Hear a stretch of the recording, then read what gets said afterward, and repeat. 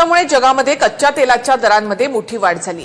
इराणनं हॉर्मुझमधून होणारी तेलाची वाहतूक बंद केली। हॉर्मुझ सामुद्रधुनीमधून 20% जागतिक तेलाची वाहतूक होते। हॉर्मुझमध्ये तेल जहाजांना सुरक्षा देणार असं अमेरिकेनं म्हटलंय। इराणमध्ये सुरू असलेल्या युद्धामुळे जागतिक तेल टंचाईचा सामना करावा लागण्याची शक्यता आहे। युद्धामुळे भारतासह अनेक देशांना होणारा कच्च्या तेलाचा पुरवठा विस्कळीत झालाय। दरम्यान जागतिक तेल पुरवठा विस्कळीत होण्यामागची कारणं काय आहेत तेही पाहूयात।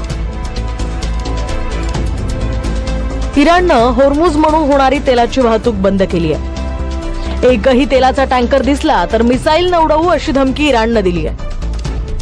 हॉर्मुझ सामुद्रधुनीतनं जागतिक तेल वाहतुकींपैकी जवळपास 20% तेलाची वाहतूक होते। भारताची 50%पेक्षा जास्त म्हणजेच रोज जवळपास 2.5 मिलियन बॅरलची वाहतूक हॉर्मुझ मार्गे होते। तेल उत्पादन करणाऱ्या प्रमुख देशांना सध्या युद्धाची झळ पोहोचली आहे। सौदी अरेबियातल्या अरामको तेल कंपनीवर इराणनं मिसाईल अटॅक केलाय।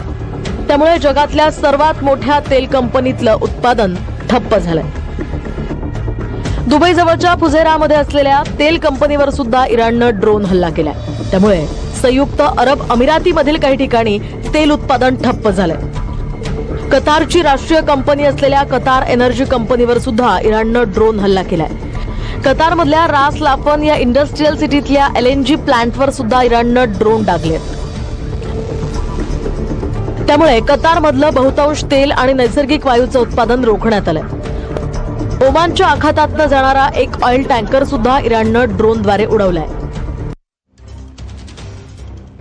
हॉर्मुझमधून होणारी तेल वाहतूक बंद झाल्यामुळे जगात कच्च्या तेलाच्या दरांना मोठा या ठिकाणी फटका बसलेला आहे।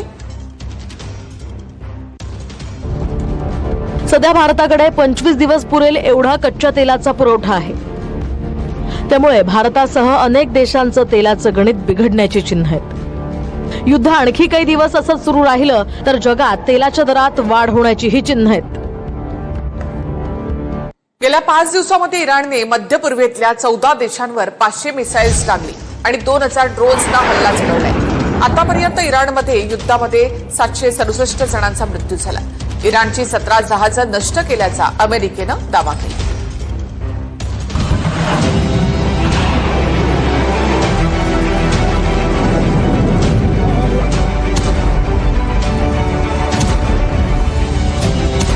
गेल्या 5 दिवसात इराणनं मध्य पूर्वेतल्या 14 देशांवर 500 मिसाईल्स डागले आणि 2000 ड्रोन्सनं हल्ला चढवला।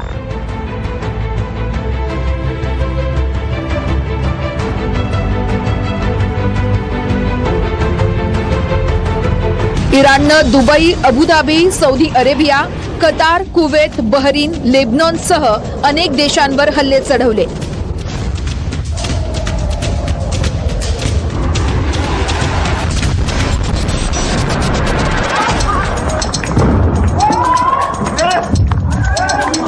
आतापर्यंत इराणमध्ये युद्धात 867 जणांचा मृत्यू झालाय।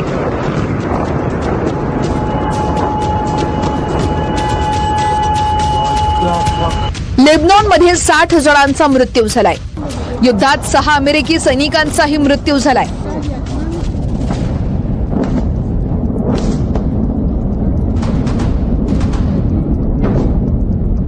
इराणनं मात्र 250 अमेरिकी आणि इस्रायली सैनिक मारल्याचा दावा केलाय।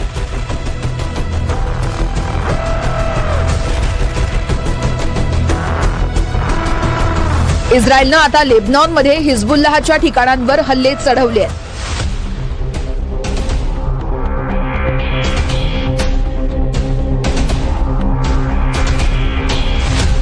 इराणची 17 जहाजांसह एक पाणबुडी नष्ट केल्याचा दावा अमेरिकेनं केलाय।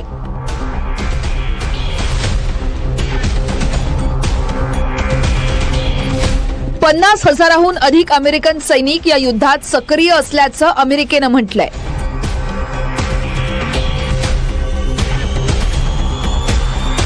दोनशे लढाऊ विमानं, 2 विमानवाहक जहाजं, B-2 बॉम्बर विमानं अमेरिकेनं युद्धात सामील केली आहेत।